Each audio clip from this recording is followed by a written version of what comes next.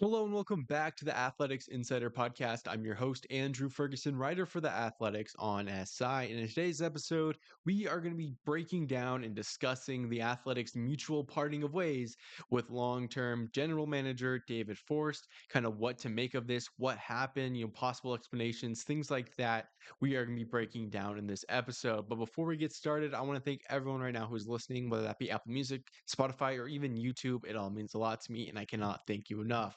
Without further ado, let's get right into the show. So, just to start off, I got to say I am thankful for this move, not because, David Force leaving as the athletic general manager, but because I don't have to talk about an athletics loss. News has been, very slow for the Athletics. They've just been losing a lot of games. They would lose 13-1 in the series opener versus Boston. So, yeah, David Force gone. We don't have to talk about that today. So, let's kind of break down and kind of talk about what happened with this situation. So, for starters, David Forst has been with the athletics organization for 27 years. And keep in mind, I'm only 20 years old, so I was -7 when he started working for the athletics. He would spend the last 11 years as the athletics general manager.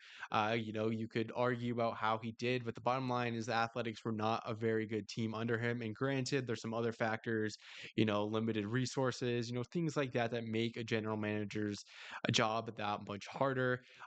In four of those seasons, I believe the Athletics were able to go above 500. In three of those seasons, they were able to make a playoffs. But in the last six seasons, the Athletics have been completely terrible. They've set an all-time season high in losses in 2023, and it's just been ugly. And while there is a good core, we got some notable contract extensions on the table because of Forced. The team's definitely moving in the right direction. I don't think you can really argue with that. Obviously, it doesn't look like it right now. They're on pace to lose 100 games yet again, but I think the bottom line is you got Nick Kurt, Shea Langoliers, Tyler Soderstrom, Lawrence Butler, a lot of young guys, Zach Eloff, Joshua Kurtgrauer. I could go on and on about all the young talent this team has. And you just got to thank David Forrest for making that happen and, giving us a reason to turn on athletics baseball, especially, with how bad they've been as of late.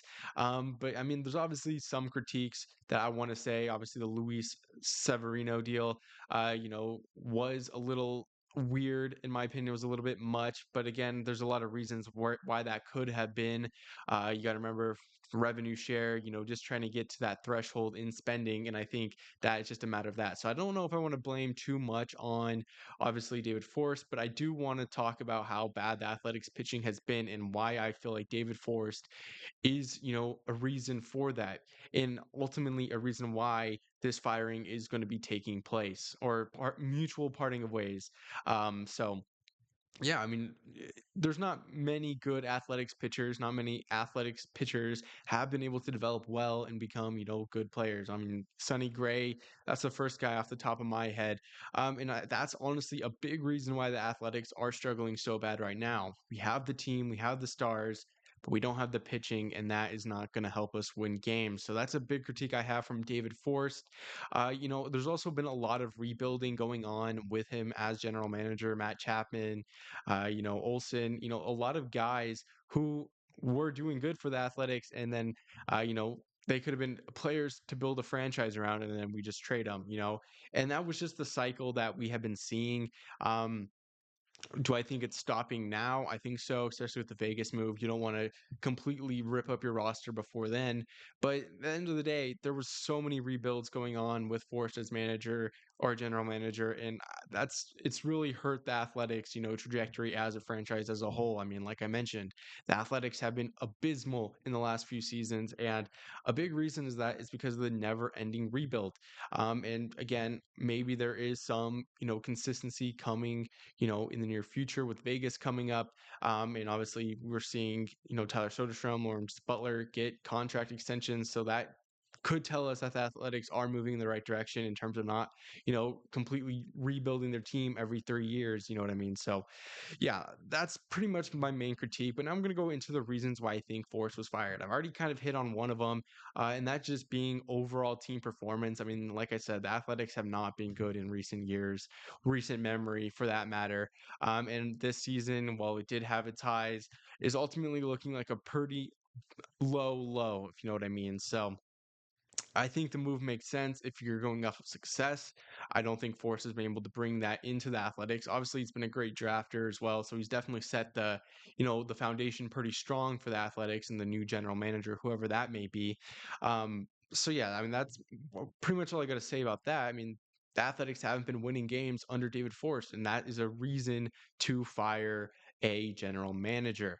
Another factor which I believe is the only reason why this is happening is that you got to remember David Forst's contract will expire or would have I don't past present tense a lot of different tenses but yeah it would have expired this offseason. This would have been his last year as the Athletics general manager, and it didn't really look like he saw a future with the A's either.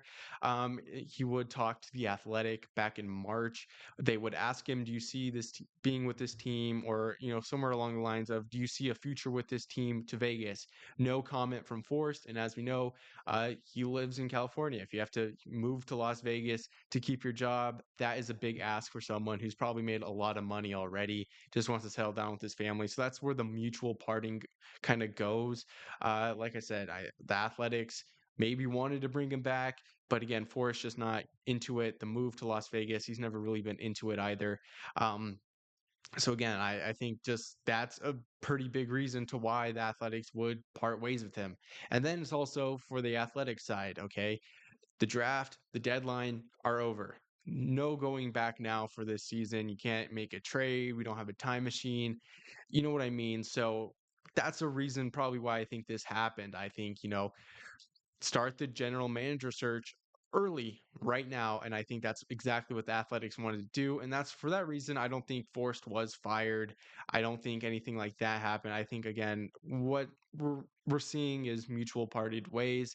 Forrest not wanting to stay in California, the A's moving to Vegas, get a jump on the GM start. And I think Forrest, being with the Athletics for over 27 years, would give the Athletics an opportunity to, start their GM search early, take a vacation, you know what I mean? So that is definitely something to keep in mind as well.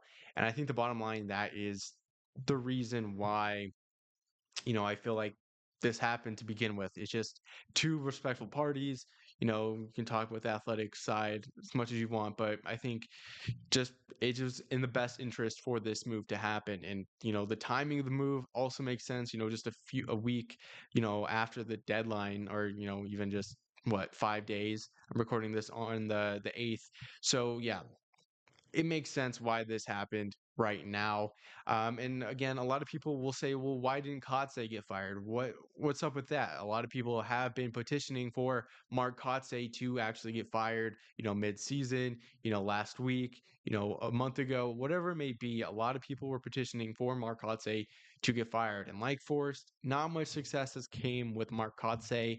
And honestly, it would have made a little bit of sense to have them both fired now. I'm not saying they're just like a, attached to the hip duo, and one's failure is the other's failure. You know what I mean? I'm not saying that, but you just got to think about it. These are not moving in the right direction at all. And that makes you ask, are we getting Kotsay until Las Vegas? Are we going to get a manager right now in Mark Kotsay, who's been losing a lot for the Athletics, lose even more so that, when you get to Las Vegas, you can get a new coach, and then a new manager, and then all of a sudden you're, clean slate completely. Would you want to have a new manager come in, next season, and then he has a terrible first season with the Athletics, and then the move to Vegas? That's going to bring a lot of excitement down.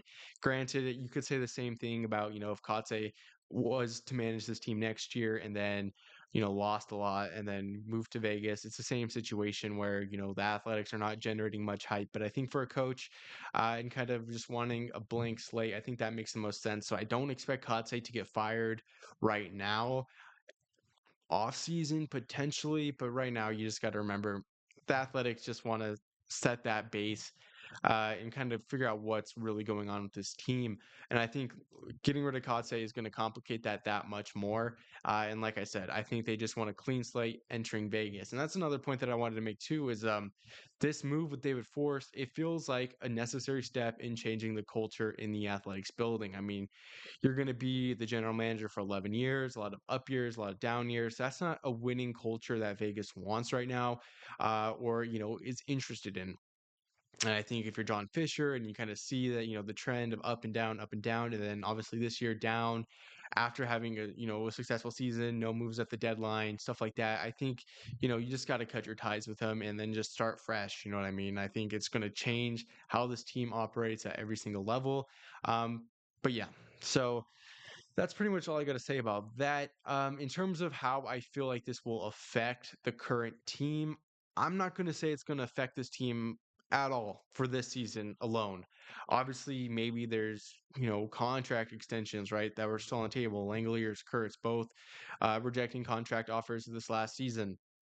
Maybe a new GM means that they resign them. And like I said, it's not going to affect them this year, but obviously in the off season. But yeah, like I said, with Dan Steinfien, the interim general manager for the Athletics, who was formerly the assistant general manager. Yeah, I don't expect him. Obviously, he can't really make any trades right now. I just expect, seeing just a few waiver wire moves here and there. Nothing too crazy, in my opinion, because I mean, the season's really gone downhill. We're not making a run anytime soon. And then obviously with the timing of this mutual parting ways, um, again, I think the Athletics starting that GM search early, they're going to have a GM by the offseason, right after the postseason. Everything else finishes up. So that's definitely something to kind of keep in mind as well. But yeah, that's pretty much it for this situation. Like I said, we can kind of go into, the contract part of it, which I think I will talk about a little bit too. If you have two stars whose value is going to be increasing year by year by year, obviously maybe less for Langoliers after tearing his meniscus, going out for the rest of the season. Uh, you got to remember his stock was at an all-time high, and now it's an all-time low. So what does that mean for contract negotiations for the Athletics? But again, new GM when probably those talks pick back up. Do I expect more spending, more whatever? Maybe I could definitely see maybe Fisher brings in a guy who is a proven winner and he knows what it takes to build a team. Obviously, the ideal candidate. What am I even talking about? But you know what I mean? I think definitely re-signing Kurtz is going to be on the top of every single candidate's to-do list. I think, introductory press conference. Hey, what's the first thing you're going to do as the athletic general manager? Oh, we're going to focus on, getting Kurtz locked down here for a while, maybe Shea Langoliers afterwards. That's going to be something that's going to get fans excited for this new general manager.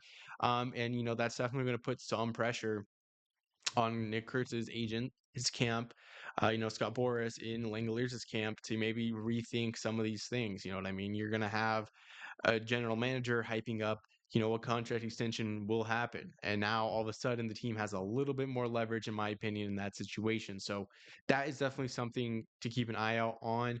I don't know yet who the new general manager will be for the Athletics, but I will do my research and kind of build a list of, potential candidates for the Athletics. And I got to tell you, there's definitely a lot, with athletics, changing their culture, starting a new era in Las Vegas, they're not going to settle for, a normal guy. They're going to try to get someone who's as ambitious as possible, who's going to fill the most scenes, bring the most talent with ease. That's who the Athletics are going to be looking for. Maybe a younger guy who, again, wants to win baseball games and start this new era in Las Vegas very hot. So that's pretty much it. That how that's going to affect, contract negotiations moving forward. But yeah, so that's again all I really have about this situation. I mean, there's a lot of things to kind of take into account. Obviously, you could say the losing season is the reason why he got fired or parting ways. I keep saying fired, but I think it just at the end of the day, it's just two parties who are moving in completely different directions. Forrest wants to settle down with his family in North Cal. Um, NorCal, not North Cal. That was terrible. Well, the Athletics are wanting to set up shop in Sin City. Those are drastically different, environments. you got to pull your kids out of school, blah, blah, blah, all this stuff for Forrest that I don't think he really wants to deal with, especially in Las Vegas. And I think he just figured his time was up with the Athletics. And I think, maybe Fisher also agreed. For the most part, maybe he wanted to keep him if he was interested in coming to Las Vegas with him, but we'll never know. But yeah, again, I think just clean mutual parting of both parties to where both teams have their best interest in mind. Like I said, the Athletics getting a head start on the GM search, things like that. But yeah, all I have for today's episode. I hope you guys enjoyed. I hope you guys learned something maybe. Also, make sure to check out my articles on athletics on SI to keep up to date with the athletics. Me and my co-host Dylan Quinn post daily content there every single day, keeping you informed on your favorite team. But like I said, all I have for you guys today. And as always, go athletics and have a good day.